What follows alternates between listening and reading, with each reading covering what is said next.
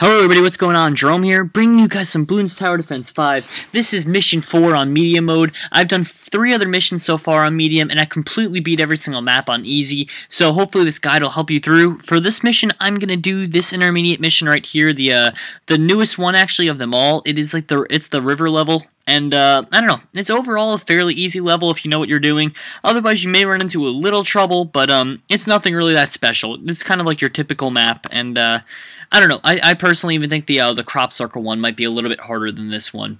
The thing about this one is it's intimidating because it starts off in 2 different areas, which I'll admit, it does hurt you a little bit because they come from 2 different areas. It makes you divide your attacks, and, it kind of just makes you split up a little bit.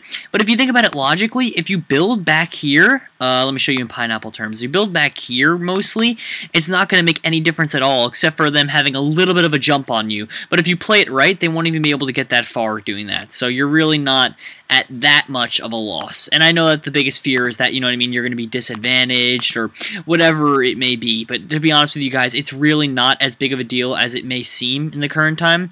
And plus, as you see when they funnel through, they kind of get to a point where you can hit them from, like, multiple of them at once. So you're set up in a pretty good position that the game won't be able to take away from you, even though it looks like it will with the by doing it this way. So we're going to put ourselves another Ninja Monkey here, so we have 2 Ninja Monkeys set up, and that'll help take care of that situation, and it'll also just help us get through a lot of rounds. Like those guys, you leave them alone after a while, Ninja Monkeys, and they just keep racking up pops like you wouldn't even believe it, because of how like discreet they are about it, but really it's just, I don't know. It's really just not that big of a deal as much people would like to believe. The glue gunner actually works perfect, like right here, if you put them right at the crossroads. So that's another plus, is that although it may hurt some towers to set it up the way, you know what I mean, this way between like a split, it's actually better for this guy, because he can shoot the ones that are coming in from the right side, then switch to the left side and go back and forth to the point where he can hit basically all the targets, as opposed to sometimes where he has to let a few go just because he can't hit them all. And that is, of course, talking when he gets glue splatter. I mean, when he has a single shot, I mean, some are going to get past, and that's just the way it is. So right now I have him focusing on strong, and just so you guys can kind of follow along with what I'm doing, you put 1 Ninja Monkey here, completely unupgraded for now, 1 Ninja Monkey here, also unupgraded, then you put a glue gunner up here, you do 2 to the left, and I'm about to get 1 to the right, and that's my famous glue gunner strategy, 2 to the left and 1 to the right for the time being, till you can afford the glue gunner like group one, then, you know, go on with that one, but in the meantime you don't really need that. One thing you might want to look into is getting the Ninja Discipline upgrade here, just so you can hit him on the backtrack. I'll show you guys once I get my pineapple, just so you can hit him right here. You know what I mean? He gets just into range of that, and he does hit faster, so it's like nice covering fire, I guess you could say. So, I don't know, that's one thing to think about when you're playing this game. You don't have to follow my strategy word for word, as I say a lot of the time, but it does help if you follow along. Like, I'm not going to give you guys a bad strategy, so the strategy I give you guys should work pretty fine. I'm not saying it'll get you a perfect score, as you can tell by mine, but you'll be able to beat the mission at least, and at the end of the day, that's really all that matters. He let a couple through. That's disappointing. He completely whiffed on those. That's surprising that he did that. Okay, so let's try and put down... We can kind of experiment a tiny bit. We don't want to experiment too much, but we can do a little bit. We could probably put ourselves a bomb tower, I would suggest, right here probably. I think that's probably a great spot for him. So we're going to put him right there and just see the damage that he can do. Wow, yeah, he's doing a pretty good job. Unfortunately, he missed a few shots, I noticed, but I mean, that's not the end of the world. He's still, you know what I mean, he's on target for the most part. I've never even seen him actually miss a shot before, so that's a little bit surprising. Yeah, they missed one there. I guess I've just never paid attention before, but that could be a little bit of trouble. Let's see. How else do we want to set up? We could... You know, I'm going to leave it be for now, just until another one gets through. I mean, if the strategy's working, no need to fix... You know what? It's basically like, you don't fix something unless it's broken. It's kind of like that. You know what I mean? The strategy's not broken, so why go about changing it? It's really... You know what I mean? All that could do is hurt you.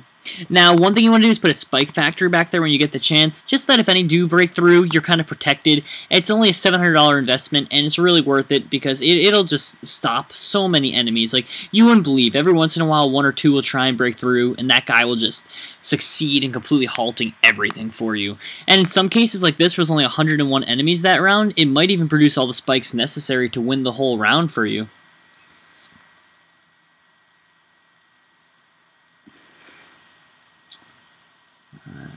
Let's see. Sorry about that. Just need to do something.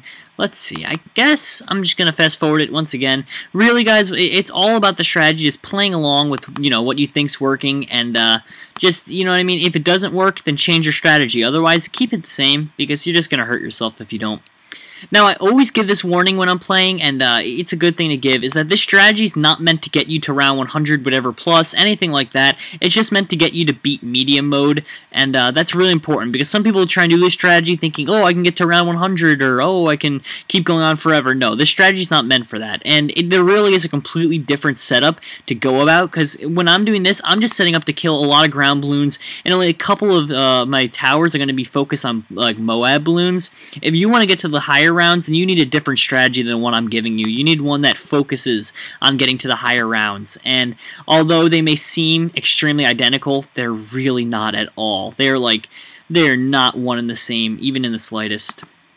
Okay, we're going to put this guy right here, give him a lightning bolt, and yeah, so this setup right now that we have is extremely powerful. Take a look at that lightning bolt upgrade that I just gave him in the back. So the Monkey Apprentice is very powerful, and I put him around that bend just so he has a lot of surface area to cover. Just take a look at all that. Let me show you in pineapple terms, right there.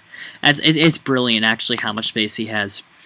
So now we're starting to save up a little bit of money. We have we have close to, yeah, there we go, $1,075 now, and we don't even need to spend it on anything because our strategy is going fairly well.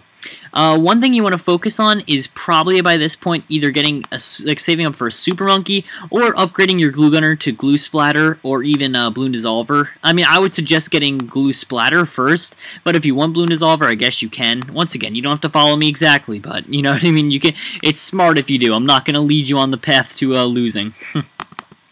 So yeah, another cool thing you might want to do instead of getting a super monkey or the glue splatter is some people like to do 3 to the right, which after this monkey sensibility lets you hit camo balloons. It'll be Dragon's Breath, which is good, but it's very expensive. It's like $4,500, which is more than your super monkey costs. So that's really all just about what you think is better. That's just preference, and to be honest, I don't really have a good answer to that, actually. To be fair, I guess I'll say. I don't have a good answer to that, which one's better. I think it's all situational, and it's definitely to be considered that when you get that, it doesn't shoot very far, the flaming upgrade. It only shoots around the Monkey Apprentice's normal range, whereas the Super Monkey has such a large range that his abilities are just... It's insane how far he can hit if you keep upgrading his distance. So really, it's kind of a very hard choice, and it's definitely all situational.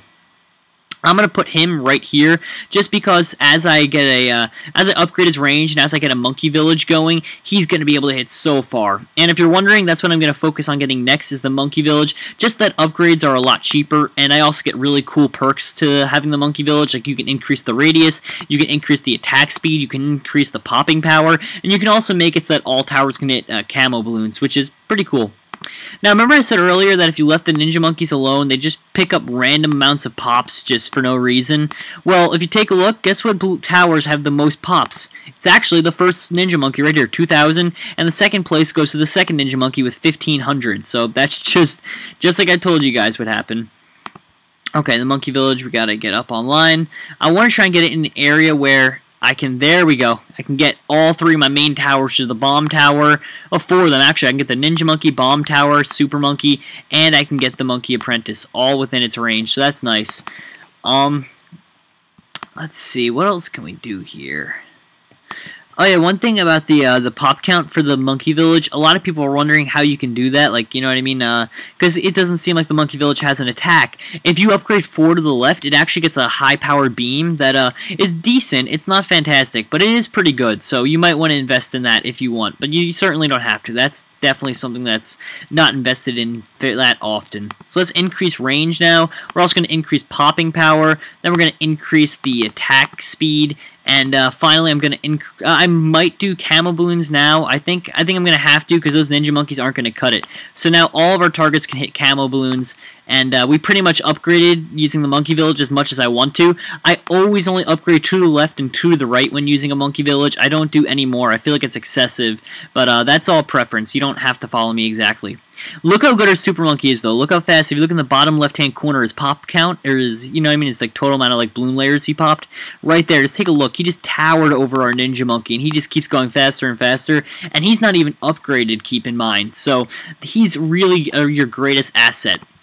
Now, from here on out, I do something that's kind of a cheap strategy, and not that it's cheap, it just kind of ruins the fun a little bit, but it's certainly going to set you to win, is you just only focus on getting super monkeys. And as dumb as that sounds, and how it might not get you past, once again, to round 100, it's the strategy you need just to get to round 65. It'll get you past the few Moab rounds, they do a ton of damage there, and more importantly, they hit so quickly, the super monkeys, that it's going to stop any balloons from leaking through, and that's your biggest problem, is a lot of the time I find whenever I have like a major problem with a level, it's not that I've been getting like killed the whole game, or it's like a consistent like, oh, lost 2 here, lost 10 there, lost 5 here on that round, and then eventually I lose. It's all because there's like one round, like one defining round when like 100 enemies just break through the lines, and it's like, god dang it, and you get really pissed off, and so you want to prevent that, and the super monkey really will prevent that if you can upgrade him correctly. Also, he's just a plain badass too, so I'm really interested right now in upgrading his range. I think that'll be pretty cool. So here's our first Moab balloon, and look at how good the super monkey did to him. The super monkey, I know it's impossible to tell, you know what I mean, because all the other towers are hitting, but just trust me on this one, I've been playing the game a lot, is that the super monkey really was the main one doing all the damage to that Moab balloon, and he certainly hit a large target area. Take a look at that entire range. That's the range that Super Monkey can hit, and that's why I put him towards the center, just so he can hit a lot of the area, but as you can tell, he mostly focuses on the left side, but it's no big deal, you know what I mean? At least if one side of the map's on lockdown, you know, you're in a good position. That's why I might put the next Super Monkey Tower right about here, anywhere that's just inside the range of the Monkey Village, because then, you know what I mean, it gets all of its perks, and everything like that. So let's see, what can we do? I think, yeah, for now I'm just going to keep running through the rounds. A quick little tip is if you look at the RBE at the bottom, that's a general amount of money you're going to get for the round that you're on, and you'll quickly see that the mid-rounds between, I guess, what do we define as the mid-rounds? The mid-rounds are the ones between, like, 45 and 50. They give you so many balloons for not that hard of an enemy, so just keep that in mind. It really is, like, free round. Now, if you look, we are finally getting able to hit the left side, because this Super Monkey can hit the right side, because that Super Monkey hits the left side. This one's going to be focusing on the right side, and once I completely upgrade his distance, he'll certainly be able to take them out quite close to their spawn. Not all the way, but I would say it's going to be a good amount of distance. So once we pop this, after this round, we should, there we go, have a second one online with Plasma Blast, and Plasma Blast is a great upgrade for the Super Monkey. I feel like a lot of people don't realize it, or they just kind of underestimate how strong it will be, in case they've never gotten it before. Don't worry, it's as good as it sounds. And one thing I probably should have done before I got the second Super Monkey is I always like getting Robo Monkey. It's because he shoots out 2 different cannons that are independent of each other, and what that ends up doing is allowing you to basically hit double times the damage because you're using 2 different beams at once. So it's kind of like you basically gave your guy a 2 times bonus to all of his stats because he gets a completely separate cannon to shoot, and that's something really important that I feel like a lot of people don't realize. If you don't see, it's not that people don't realize it; they understand what it says that it shoots 2 cannons, but I think a lot of people don't stop and think what that means. It literally means like having an exact replica of that Super Monkey on that same exact spot, and that's crazy. It's completely insane, but I think a lot of people don't stop to appreciate that, I guess you could say. Now, if you're wondering why there's so many Moab balloons, it's because we're rolling into the mid-50s. We're at 54 right now, and now we're on 55. After this, things just start to get a little bit hectic. Starting around 60 to 65, that's when things get really crazy. Between 55 and 60, it's relatively quiet, I guess you could say. A lot of ceramic balloons. There are Moabs as well, but the Moabs aren't the biggest of your worries. It's mostly just mass mobs of ceramic balloons, heart balloons, rainbow balloons, and basically the higher level balloons that you have to worry about. But besides that, it's really not that bad, this mid-wave. But you gotta watch out for 60 to 65. That's when things get bad. And wave 65 itself actually isn't that bad. It's mostly just the road to it that gets pretty brutal. Remember, guys, like I said before, basically throughout the rest of this level, you're just going to be upgrading your super monkeys. You're not going to be focusing on really anything else, as depressing as that sounds.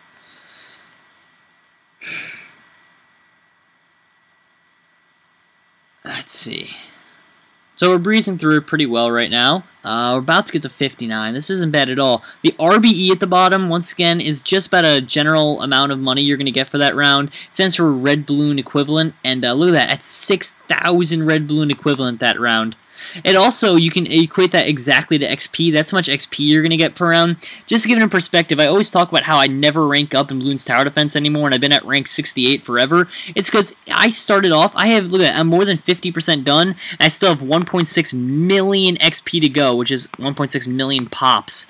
That's completely insane, and that's only halfway. So total, to get from 68 to 69 is it's going to take me at 3.2 million pops, and I'm on my way to doing that, but it's not something easy. It's easier said than done, I guess you could say. It's definitely something that takes a lot of time, and you kind of, I don't know, you can't, it's not something I would suggest doing. It's not the best expenditure of your time, I guess you could say. It's pretty bad, actually, that I play the game that much. Although, if it makes it any better, I mostly got from 60 to 68 from doing the double XP.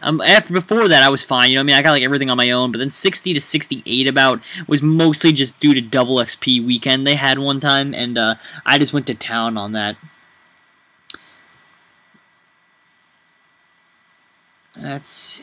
So we're doing pretty good now. We're holding on our own.